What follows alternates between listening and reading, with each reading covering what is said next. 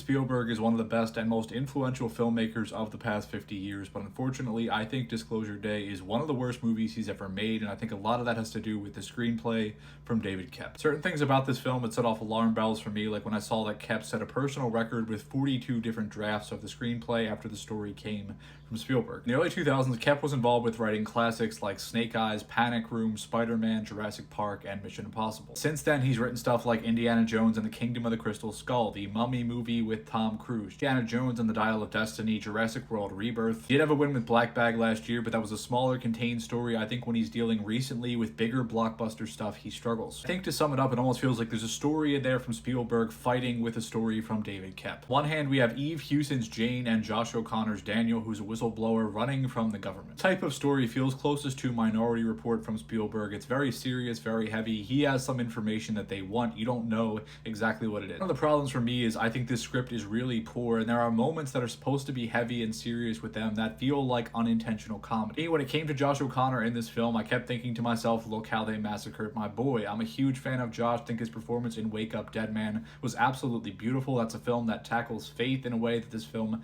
pretended it was going to, but he's great in stuff like Rebuilding and La Chimera, and obviously Challengers. It was wasted here with honestly a generic character doing stuff we have seen 1,000 times before. Traveling with his partner Jane, who was going to become a nun, through her we get the doorway into which this film would deal with the religious aspects, but it only really sticks a toe in. There's some light, general, vague stuff there, but the conclusion it comes to is very surface level. I feel like Spielberg made that seem like it was going to be a big theme in this movie. It is barely touched on in a couple scenes. Same time, we have a different story with Margaret and Jackson, who are dating, played by Emily Blunt and Wyatt Russell. They feel like they are in a very light, very quirky, strange rom-com. A lot of jokes and gags here, and a lot of the comedy in this portion feels intentional. Blunt plays a Kansas City meteorologist who has something going on. Things are strange in her life, but you don't quite know what it is. Blunt is good in the film, but again, I think the script is oftentimes hanging her out to dry. I think she is doing her very best. She has a few standout moments, but it's very uneven. You have almost a third film in here with Colin Firth's Noah hunting them all down. He is playing this very serious, very intense villain with this shadow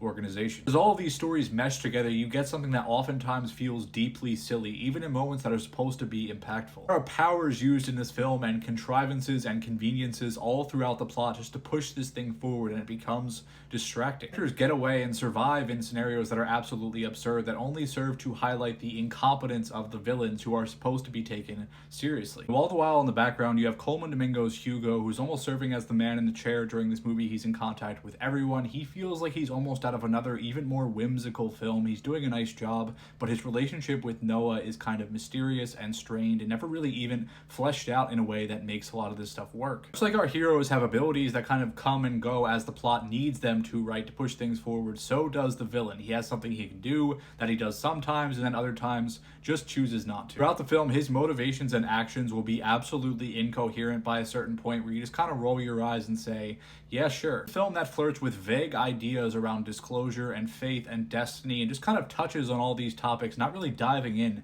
anymore. Solid score from John Williams. It's shot nicely by Janusz Kaminski. There are some moments where Spielberg is showing off his ability with the camera. The script is bad, the tone is wildly uneven, the performance from Josh O'Connor feels very forced, very up and down. It is really a struggle to get through, and it is long. It's 2.5 hours. The final 30 minutes or so should feel, I guess, emotionally impactful or something. You're feeling this film thinks it's doing something profound, but down the stretch just kind of gets a shoulder shrug, like it's going through the motions of what a film like this is supposed to be, and the very end to me was bafflingly bad. Final thought, there's some footage used in the trailers that I would say is almost disingenuous in terms of how that footage is used in the trailer and how it actually is used in the film. I think it will leave some people feeling let down. To me, this is a film that's not competent, does not achieve its goals. Pacing is very much off. The first hour flies by with action sequences, some of which are like a bad M. Night movie level of laughable in terms of the dialogue and the little quips here and there, and then it really slows down. Then it tries to pick back up into something profound that just did not land for me. I'm giving Disclosure Day a 1.5 out of 5. This was a huge disappointment for me personally.